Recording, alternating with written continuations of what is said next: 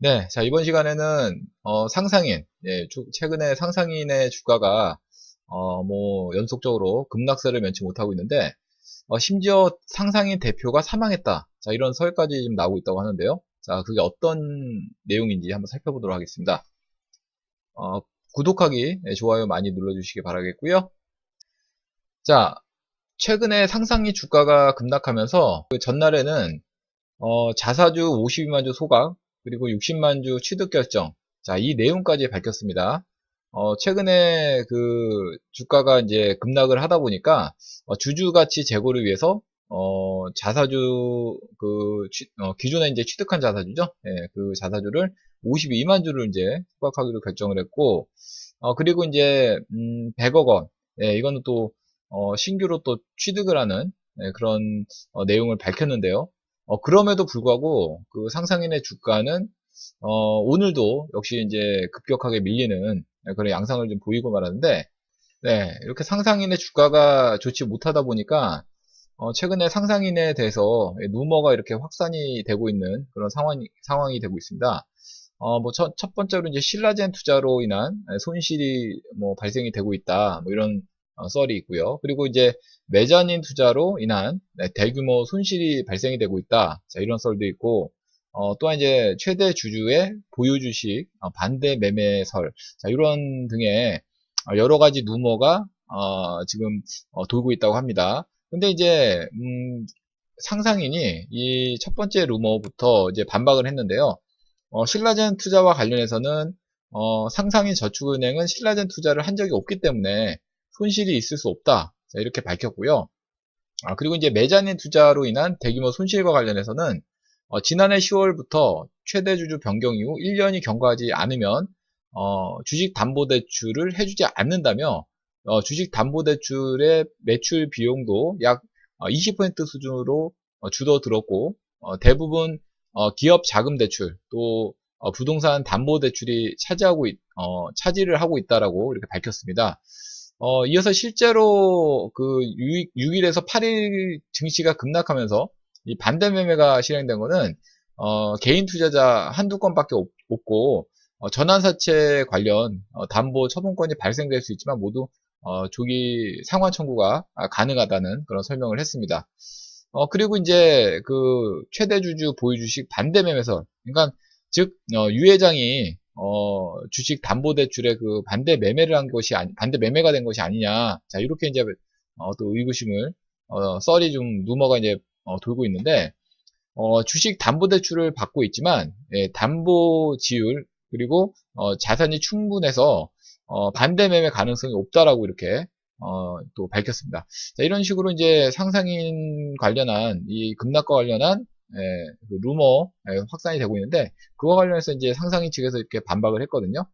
자, 거기다가, 예, 대표이사의 사망설까지 이제 나옵니다. 심지어 주가 급락으로 인해서 계열사 파산설도 나오고요. 예, 심지어 이제 대표이사 사망설. 자, 이분이 이제 상상인의 대표이사인데, 이분의 사망설까지 그 도는 그런 상황이 좀 나오고 있습니다. 그래서 상상인은 이제 이에 따라서 도를 넘는 루머는 단호하게 대응을 하겠다. 자, 이런 입장을 밝히고 있고요. 그리고 또한 이제 회사 측의 그 입장은 본질 가치에 전혀 문제가 없다. 그리고 일부 반대 매매 등으로 수급 문제라고 이렇게 밝혔습니다. 자, 그게 무슨 내용이냐면은, 자, 이제 급락의 원인은 이제 반대 매매다 이렇게 밝히고 있는데요. 이날까지 반대 매매가 이어진 곳은 비사로 파악을 하고 있다라고 합니다. 그러면서 이제 지난 3월 상상이 지분을 5.01% 이상 지분을 보유한, 예, 그 공시한 법인이라고 하고 있고, 이 업체는 그 논현동에서 가방 매장을 운영하는 그런 패션 유통업, 예, 유통업을 진행을 하는 그런 업체라고 이제 하고 있습니다. 그래서 비사가 보였던 상상의 지분은 5% 이상의, 그 지분을 갖고 있고요. 최소 500억 원 이상이다 이렇게 밝히고 있습니다. 비사는 이제 여러 금융회사에서 담보대출을 받은 뒤에 다른 상장사 투자도 활발히 했고, 최근에 이제 시장이 이제 투자했던 종목의 담보 가치가 전체적인 시장이 좀 하락을 하지 않았습니까? 그러다 보니까 가치가 좀 하락을 했고, 연달아 그 반대 매매를 맞은 것으로 이렇게 알려지고 있습니다. 그렇기 때문에 이제 한 번에 반대 매매가 주가 급락을 뭐 불러왔고요. 이 때문에 이제 다른 계좌의 담보 비율이 밑도는 그 악순환이 뭐 생기면서 계속 이제 반대 매매가 발생되는 그런 상황이 됐다는 것입니다. 뿐만 아니고 이 비사의 자문을 받고 있는 자문을 받아서 이 상상인의 그 주식을 또 매수했던 사람들에까지 이 그런 사람들의 그 반대 매매까지 겹친 것으로 알려지고 있다고 합니다. 자, 그럼 비사가 어떤 회사냐? 예, 요 바로 요 회사입니다. 요 회사. 벨베데레. 요 회사일 것으로 보여지고 있습니다. 지금 뭐 지분 나오는 거 보면 이제 5% 넘고, 뭐이 회사가 또 가방을 또 이제 운영하는 그런 업체이다 보니까 아마 이 회사가 이제 확실한 것으로 생각이 됩니다.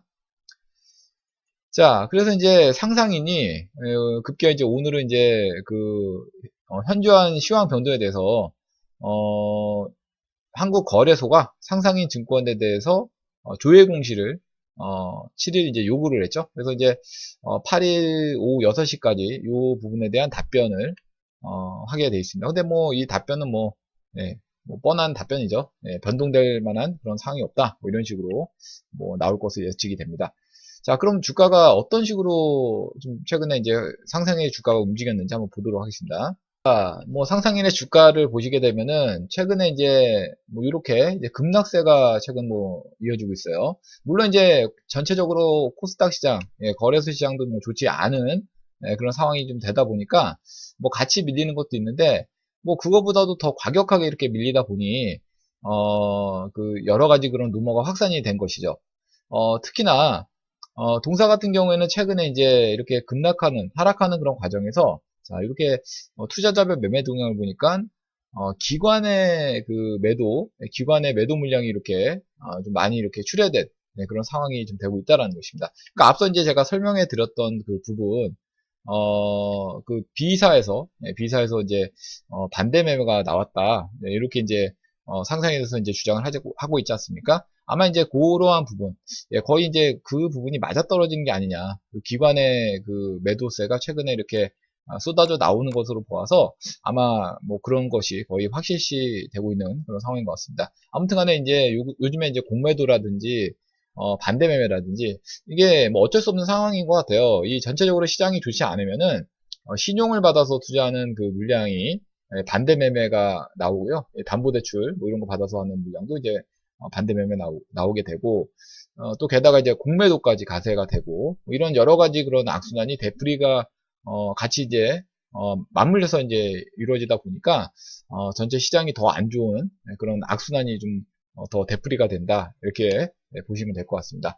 자, 아무튼 뭐 상상인의 주가가 최근에 이렇게 급락세를 면치 못하고 있는데 회사 측에서는 이제 그 주식이 하락하는 최근에 이렇게 급락하는 것에 대해서 여러 가지 그런 루머 확산이라든지 이런 것들에 대해서 이제 또 회사 측의 어떤 반박, 그리고 강력한 어떤 대응 뭐 이런 것들을 좀 밝히고 있고 또 이제 주식 가치를 또 올리기 위해서 회사 측에서 이제 자사주 매입과 자사주 소각 자 이런 등의 여러 가지 그런 액션을 좀 취하고 있기 때문에 아마 주가는 좀 반등을 좀 시도하지 않을까 이렇게 좀 예상을 좀 해볼 수 있을 것 같습니다.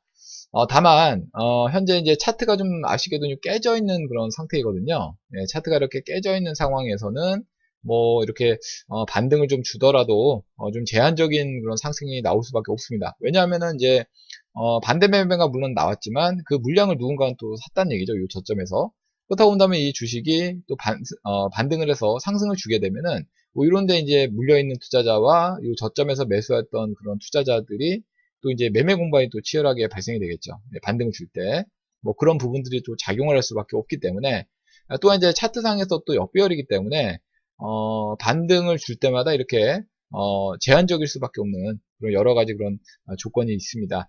그래서 이제 일단은 뭐 회사 측의 어떤 그 강력한 어떤 조치 이런 것들 때문에 반등은 나올 것 같은데 반등이 나와도 좀 제한적이기 때문에 그러한 부분들을 좀 고려해서 반등 시에 좀 뭐 정리했다가 나중에 또 저점에서 또 다시 사본다든지 하는 뭐 이런 전략이 어떨지 이런 의견을 말씀을 드리고요.